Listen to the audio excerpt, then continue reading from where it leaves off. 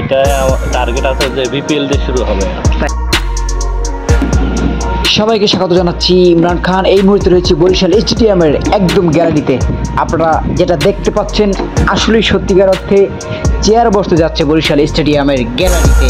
আপনাদের জন্য সুখবর হচ্ছে আগামী ডিসেম্বরের মধ্যে কিন্তু বরিশাল স্টেডিয়ামে বিভিন্ন খেলা যে অর্থাৎ ফার্স্ট ডিভিশন, সেকেন্ড ডিভিশন থেকে শুরু করে বিপিএল কিন্তু হতে যাচ্ছে আমাদের এই মাঠে। যেমনটাই আমাদেরকে জানিয়েছেন প্রকল্প পরিচালক মোহাম্মদ মোশাররফ হোসেন।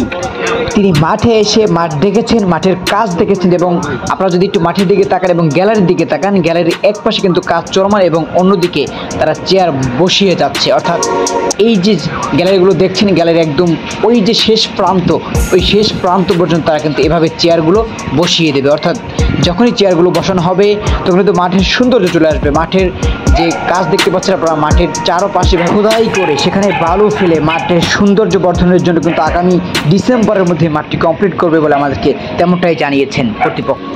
তবে যত কিছু হয়ে যাক না কেন, আপনাদের জানিয়ে রাখি যে বরিশাল স্টেডিয়ামে কিন্তু আপনারা ঘরে মাঠে বসে কিন্তু বিপিএল খেলা দেখতে পাবেন। এটাই আসলে আমরা এতটুকুই বলতে পারি।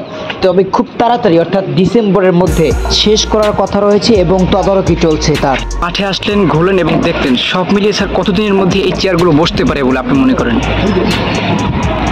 চেয়ার বসাটা এটা ক্লিয়ার বলতে পারবো না। এখন এটা আমাদের আসলে প্রজেক্টের কাজটা জুন পর্যন্ত ছিল। এটা সময় বৃদ্ধির জন্য আর কি আমাকে ভিজিট করতে হচ্ছে, দেখে তারপরে আমরা রিপোর্ট করবো।